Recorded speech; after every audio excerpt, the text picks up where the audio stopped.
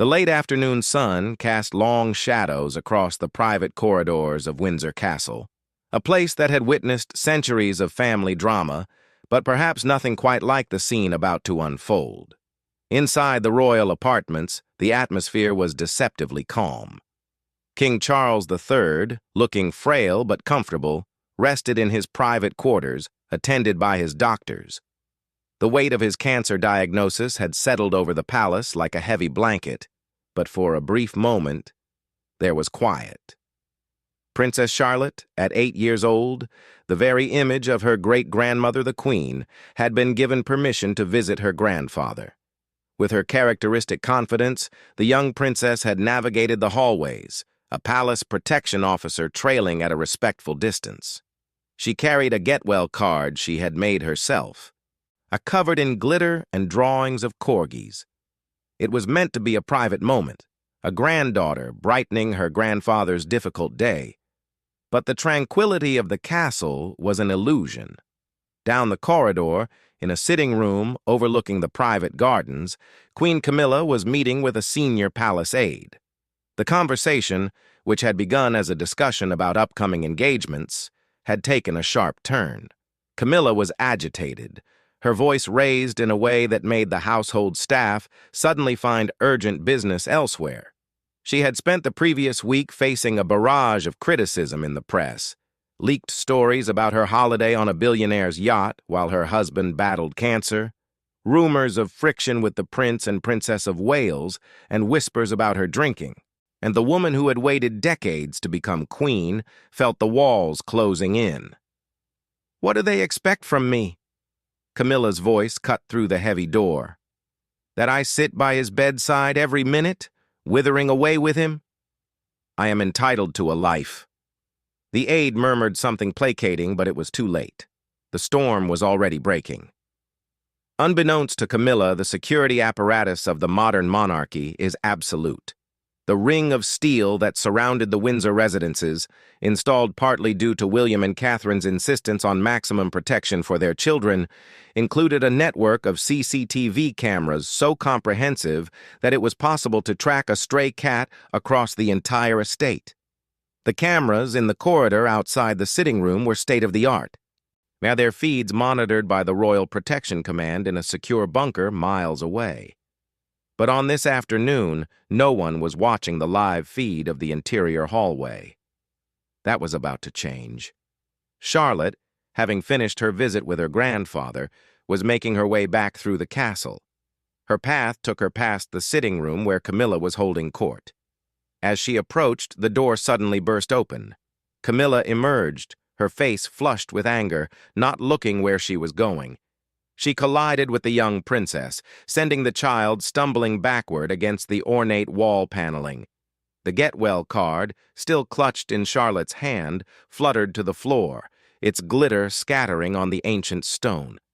The CCTV camera above captured everything.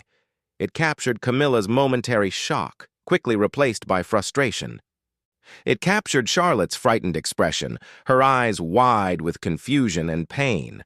And then, in a sequence that would send shockwaves through the monarchy, it captured Camilla raising her hand. It was not a full-force blow. Witnesses would later describe it as a sharp slap across the child's arm. But it was enough to leave a red mark, enough to shatter any pretense of family unity, enough to be recorded in high definition on the palace's own security system. Camilla said something sharp.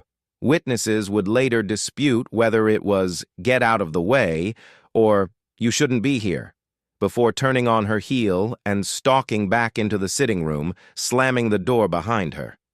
Charlotte stood frozen for a moment, tears welling in her eyes, before a nearby maid rushed to her side. The little princess was escorted away. But the damage was done. The camera kept recording, a silent witness to the moment the palace's carefully constructed facade crumbled. Across the Windsor estate, at the newly renovated Forest Lodge, the evening was supposed to be a quiet family affair. Prince William and Catherine, the Princess of Wales, had finally settled their children into their new home, a property that had been at the center of its own controversy due to the intense security perimeter that had upset neighbors. The move, which had been leaked to the press at an inopportune moment, was meant to give their family space and privacy. William was in the study, reviewing papers about the Duchy of Cornwall, when his phone rang. The call was from a senior member of the Royal Protection Command, not the usual family liaison. The officer's voice was careful, measured, and the tone of someone delivering news they know will cause an explosion. "Sir, there's been an incident at the castle involving Princess Charlotte. The Queen Consort was involved. We have it on video." William's blood ran cold. "Is she hurt? Is Charlotte okay?" "She's physically fine, sir. A minor mark, nothing serious. She's been checked by the doctor. But, sir, the footage, you need to see it." Within the hour, William was in a secure viewing room at the palace complex, Catherine by his side. A protection officer brought up the footage on a screen. They watched in silence as their daughter, their precious 8-year-old, walked innocently down the corridor. They watched Camilla burst through the door. They watched the collision. They watched Charlotte hit the wall. And then they watched Camilla's hand connect with their daughter's arm. Catherine gasped, her hand flying to her mouth. William went completely still, a dangerous calm settling over him that those who knew him recognized as the precursor to a storm. They watched the footage again, and again. Each time the fury built, a cold, hard rage that would not be easily contained. "This is my father's wife," William said, his voice barely above a whisper. "This is the woman he chose over my mother, and she has put her hands on my child." The palace machinery went into overdrive. The CCTV footage was secured, the access logs checked to ensure no one could leak it. But in the modern world, secrets have a short shelf life. Within hours, word had spread through the household staff. Whispers became rumors. Rumors became near certainties. Now the palace was in turmoil, not because of what had happened, but because of what was about to happen next. King Charles, frail and exhausted from his treatment, was informed of the incident by his private secretary. The look on his face was one of profound anguish. Here was the ultimate test of his reign, the collision of his past and his future. His beloved wife, the woman he had waited a lifetime to marry, had struck his granddaughter. And his son, the heir to the throne, would surely demand justice. The stage was set for a confrontation that would determine the future of the British monarchy. And at the center of it all was a piece of video footage, locked in a secure server, that had the power to bring down a queen. The morning after the incident, Windsor Castle felt like a tomb. Staff moved in silence, speaking in hushed tones, and their eyes darting down corridors as if expecting an explosion. The royal family operates on routine, on the steady rhythm of tradition and duty. But there was nothing routine about what had happened. The CCTV footage had been viewed by a handful of essential personnel, each of whom had been sworn to absolute secrecy. Yet secrets in a palace are like water in sand. They always find a way to the surface. In his private study, a room that had once been his grandmother's favorite sitting room, William sat alone. He had not slept. Catherine had stayed up with him, holding his hand. But in the early hours, she had gone to check on the children. Charlotte was fine, physically. The mark on her arm had faded, but the look in her eyes when she described what had happened, that look of confusion and fear, was something no parent should ever witness. There was a soft knock at the door. William's private secretary entered, his face drawn. "Sir, the king has requested your presence, alone." William nodded. He had expected this. He straightened his tie, took a deep breath, and walked through the corridors of the castle he had known since childhood. But today, they felt different. They felt like enemy territory. The king was waiting in his sitting room, the same room where he often received his children away from the formality of the throne room. He was seated in an armchair, a blanket over his knees, his face pale and gaunt from the chemotherapy. But his eyes were sharp, watchful. He had been a player in family dramas his entire life, but nothing had prepared him for this. "Sit down, William," Charles said quietly. William remained standing. "I'd rather stand." "But Papa." A flicker of pain crossed Charles's face, not from illness but from the formality, the distance. "You've seen the footage. I've seen it. Catherine has seen it. We've watched our daughter get struck by your wife." Charles flinched at the word struck. It was. It was a moment of madness. Camilla was under immense strain. The press, the criticism, my illness. She hasn't been herself. She didn't mean to hurt Charlotte. Didn't mean to. William's voice rose for the first time. She hit an 8-year-old child. She hit my child. In a corridor of this castle, which is supposed to be the safest place for our family. And you're making excuses? I'm not making excuses. I'm trying to explain. There is no explanation. William's voice was ice. There is no justification. If anyone else in this country had struck a child, they would be arrested. They would face consequences.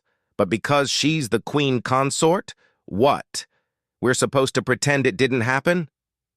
Charles leaned forward, his breathing labored. "William, listen to me. I am dying. The doctors don't say it, but I know. I have months, perhaps less. When I am gone, you will be king. You will have the power to do whatever you wish. But while I am still here, I am asking you, begging you, to handle this with discretion. For the sake of the monarchy. For the sake of your grandmother's memory." "My grandmother would be appalled," William shot back. "She would never have tolerated anyone striking a child, especially not a child of this family." "Your grandmother also understood that family fights behind closed doors, that the institution must survive." William stared at his father for a long moment. How he saw a sick man, a man facing his own mortality, trying to hold together a family that had always been fractured. But he also saw a man who had spent his entire life putting his own desires above the needs of his children, a man who had chosen Camilla over the memory of Diana, over the happiness of his sons.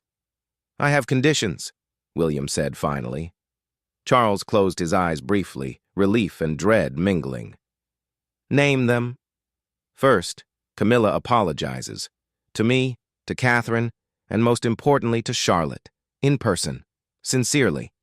Of course, she will.